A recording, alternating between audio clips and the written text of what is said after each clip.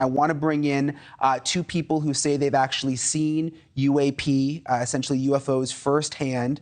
We've all seen it in the video, too. The Pentagon shared it publicly. Sean Cahill is a former Navy chief who saw the so-called Tic Tac in 2004, and Alex Dietrich is a retired Navy lieutenant commander who also saw the Tic Tac. That video is unbelievable. It's really an honor to have both of you with us tonight. First of all, I want to ask you, Alex, first, what did you make of David Grush's story? I know you've seen the interview. Do you find it believable?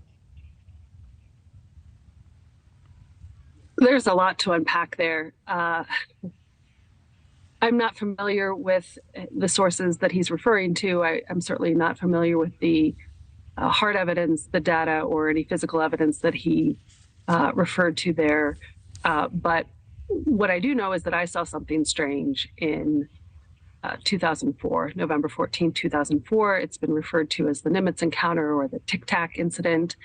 And when we reported it at the time, and in years since, even today, it's my understanding that aircrew operators, folks who see something, don't have a good protocol. They don't have a good process to report it.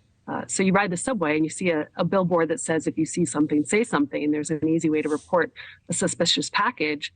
But if you're seeing something in the sky that doesn't make sense, looks out of place, especially around a military exercise or near a civilian city center, especially with the events of 9/11 still so fresh in our hearts and our minds, we need to have a protocol in place. We need to have folks who are dedicated and a system to report these and analyze these unidentified phenomenon. Yeah, and that seems to be the bigger issue here, regardless of whether you're a skeptic or a believer. The problem here seems to be that we don't have a system, a good, real, honest system where people can come forward who are in the military and actually report things and not to be made to look crazy and that kind of thing. Sean, I have to ask you, when you first saw the Tic Tac, along with a number of other people in the area and who were on the ship, I mean, did people take you seriously? Did you feel like you were being made fun of, or did you feel like the military was open to hearing what you guys actually saw? During the week of that exercise, we took it very seriously. There was no real ridicule on board until after the fact, when we were all trying to figure out what had happened. That was when we were making jokes and making light of the situation. But during the situation, we took it very seriously because there was an unknown aircraft in the vicinity of our battle group. I have to say that I cannot say with assurance that what I saw was the same thing that Commander Fravor or Commander Dietrich saw.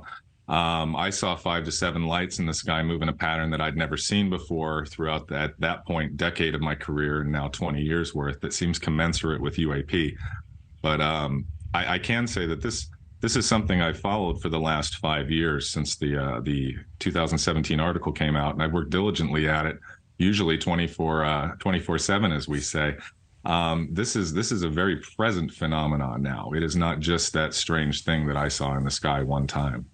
I think the difference here, though, Ross, is when Sean and Alex talk about what they saw, we've got the video to back it up. And we've now got accounts from a number of people in the military who saw the very same thing. So it's easy to accept that. It's hard to go from seeing this video and saying, okay, this is not explainable and clearly is something strange going on, to we have these crafts in our possession, we have bodies, there is a secret Cold War. I just think it's hard to make that leap for Americans when there's no hard evidence, when we can't see video or pictures. I completely agree with you. And I think that's why Mr. Grush is saying that people need to get Congress to hold the hearings where this evidence can be brought to light. He's not expecting people to believe him straight off, frankly. He's hoping that people will be skeptical. But what he's hoping, and what I think a lot of people are hoping, is that Congress will suddenly find the courage to start demanding answers, because I know evidence has been presented to Senate committees particularly, and I know that there's been meetings in the Congress attended by senators where information has been discussed relating to the crash retrieval program. And I also, by the way, have information that suggests the National Security Advisor, Jake Sullivan, attended at least one of these meetings. So I think the president probably, or at least his most senior advisor, does know. And we're in a situation now where it's incumbent on the Congress and the president to be open about the fact that it doesn't appear to be forthcoming with that evidence.